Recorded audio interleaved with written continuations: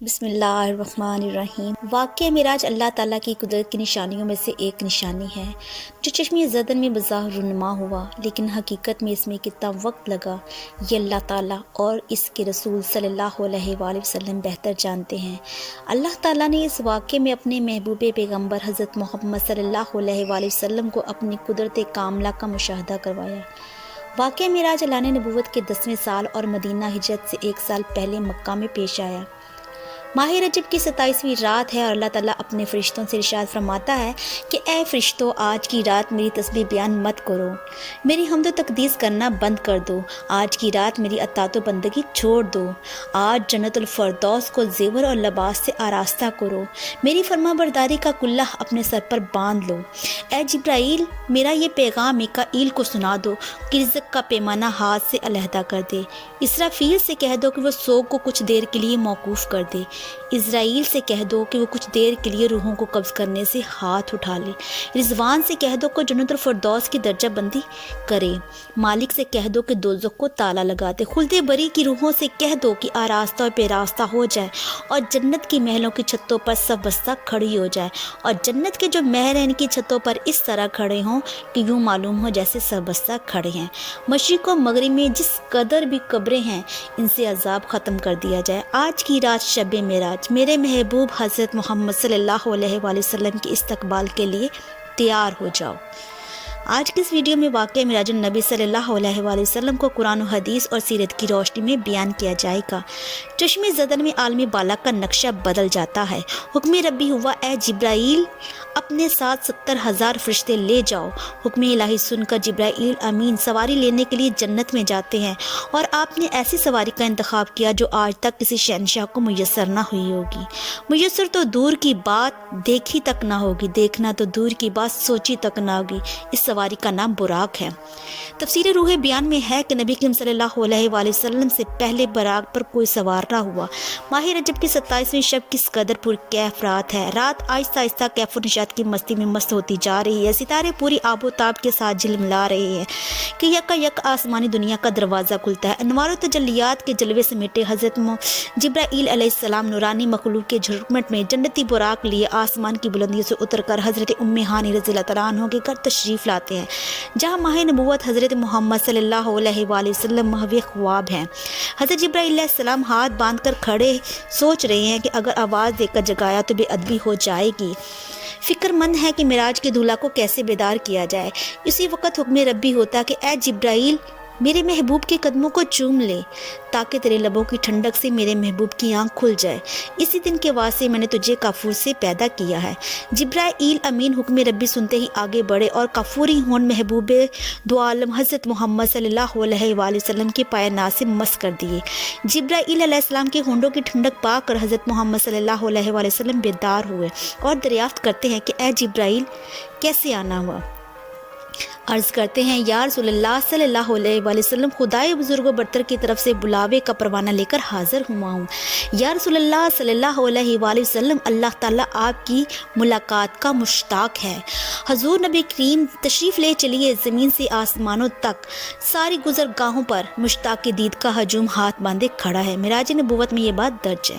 چنانچہ آپ نے سفر کی تیاری شروع کی۔ اس موقع پر حضرت جبرائیل علیہ السلام نے آپ کا سینہ مبارک چاک کیا اور دل کو دھویا۔ حضور نبی کریم صلی اللہ علیہ وسلم کا ارشاد کرامی ہے کہ میرے پاس آنے والا آیا اور اس نے میرا سینہ چاک کیا۔ سینہ چاک کرنے کے بعد میرا دل نکالا، میرے پاس سونے کا ایک تشت لائے جو حکمت و ایمان کے ساتھ لبریز تھا۔ اس کے بعد میرے دل کو دھویا گیا، پھر وہ ایمان و حکمت سے لبریز ہو گیا۔ اس قلب کو سینہ اقدس میں اپنی جگہ پر رکھ دیا گیا۔ بخاری شریف کی جلد نمبر اول صفحہ نمبر 568، مسلم شریف کی بات کی جائے تو جلد نمبر اول اور صفحہ نمبر 92 پہ یہ بات درج ہے۔ حضرت جبرائیل علیہ السلام فرماتے ہیں کہ قلب ہر قسم کی کجی سے پاک اور بے عیب ہے۔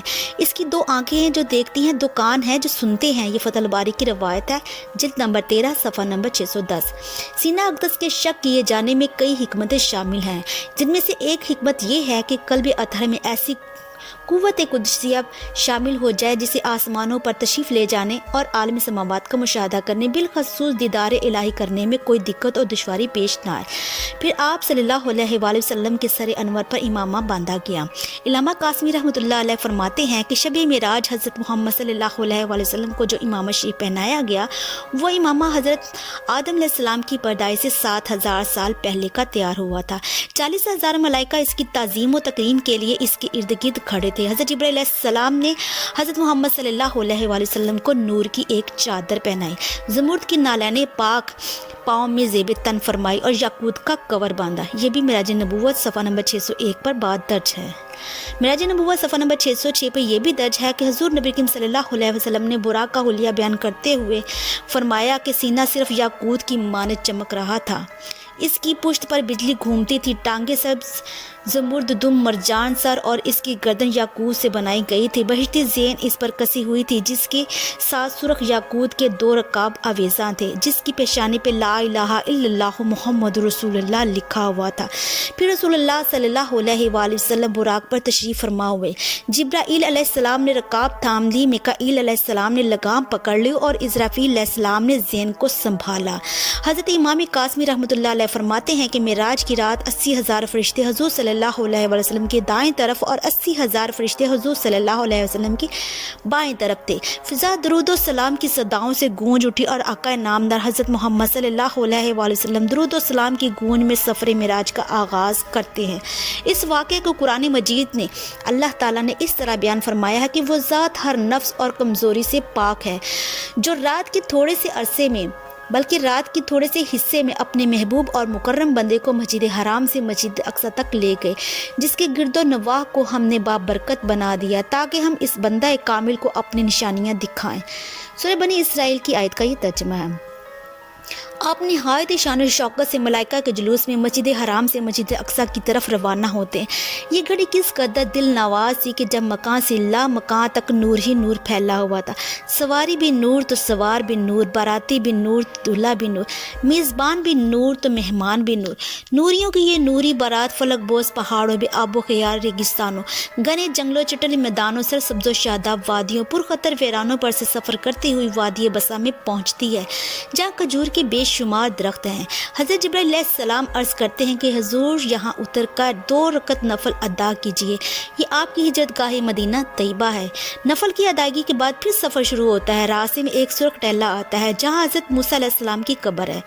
حضور نبی کریم صلی اللہ علیہ وآلہ وسلم اس موقع پر ارشاد فرماتے ہیں کہ میں معراج کی رات سرخ ٹہلے سے گزرا تو میں نے دیکھا کہ وہ موسیٰ کی قبر ہے اور وہ کھڑے صلات پڑھ رہے ہیں۔ دیکھتے ہی دیکھتے بیت المقدس بھی آ گیا جہاں قدسیوں کا جھرمٹ سلامی کے لیے موجود ہے، حور و غلماں خوش آمدید کہنے کے لیے، اور تقریباً 1,24,000 انبیاء المرسلین استقبال کے لیے بے چین و بے قرار کھڑے تھے۔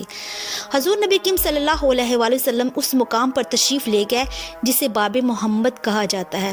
حضرت جبرائیل علیہ السلام ایک پتھر کے پاس آئے جو زکی موجود تھا۔ حضرت جبرائیل علیہ السلام نے اس پتھر میں انگلی مار کر اس میں سوراخ کر دیا اور براق کو اس میں باندھ دیا۔ آفتاب نبوت صلی اللہ علیہ وآلہ وسلم مسجد اقصی میں داخل ہوتے ہیں۔ صحن حرم سے فلک تک نور ہی نور چھایا ہوا ہے، ستارے مان پڑ چکے ہیں، قدسی سلامی دے رہے ہیں۔ حضرت جبرائیل علیہ السلام اذان دے رہے ہیں، تمام انبیاء اور رسل صف در صف کھڑے ہو رہے ہیں۔ جب صفیں بن چکی تو امام انبیاء فخر دو جہاں حضرت محمد صلی اللہ علیہ وآلہ وسلم امامت فرمانے تشریف لاتے ہیں۔ تمام انبیاء اور رسل امام انبیاء کی ابتدا میں 2 رکعت نماز ادا کر کے اپنی نیاز مندی کا اعلان کرتے ہیں۔ ملائکہ اور انبیاء سب کے سب سر تسلیم خم کیے ہوئے کھڑے ہیں۔ بیت المقدس میں آج تک ایسا دل نواز منظر اور روح پرور سما نہیں دیکھا۔ وہاں سے پار ہی عزم و رفت کے پرچم پھر بلند ہوتے ہیں۔ درود و سلام سے فضا ایک بار پھر گونج اٹھتی ہے۔ سرور کونین حضرت محمد صلی اللہ علیہ وآلہ وسلم نوری مخلوق کے جھرمٹ میں آسمان کی طرف روانہ ہوتے اور پھر یہاں سے واقعہ معراج شروع ہوتا ہے۔ حضور نبی کریم صلی اللہ علیہ وآلہ وسلم فرماتے ہیں کہ پھر مجھے اوپر لے جایا گیا۔ براق کی رفتار کا یہ عالم تھا کہ جہاں نگاہ کی انتہا ہوتی وہاں براق کا پہلا قدم ہوتا، فوراً ہی پہلا آسمان آ گیا۔ حضرت جبرائیل علیہ السلام نے دروازہ کھٹکھٹایا اور دبا نے پوچھا کون ہے؟ جواب دیا جبرائیل۔ دربار نے پوچھا کیا آپ کے ساتھ کوئی اور بھی ہے؟ جی ہاں، حضرت محمد صلی اللہ علیہ وآلہ وسلم۔ دربار نے کہا مرحبا، دروازے انہی کے لیے کھولے جائیں گے۔ چنانچہ دروازہ کھولا گیا۔ آسمان اول پر حضرت آدم علیہ السلام نے حضور صلی اللہ علیہ وآلہ وسلم کو خوش آمدید کہا۔ دوسری آسمان پر حضرت عیسیٰ علیہ السلام نے اور حضرت یحییٰ علیہ السلام نے حضرت محمد صلی اللہ علیہ وآلہ وسلم کو خوش آمدید کہا۔ تیسری آسمان پر یوسف علیہ السلام نے، چوتھے آسمان پر حضرت ادریس علیہ السلام نے، پانچویں آسمان پر حضرت ہارون علیہ السلام نے، چھٹے آسمان پر موسیٰ علیہ السلام نے اور ساتویں آسمان پر حضرت ابراہیم علیہ السلام نے حضرت محمد صلی اللہ علیہ وآلہ وسلم کو خوش آمدید کہا، استقبال کیا۔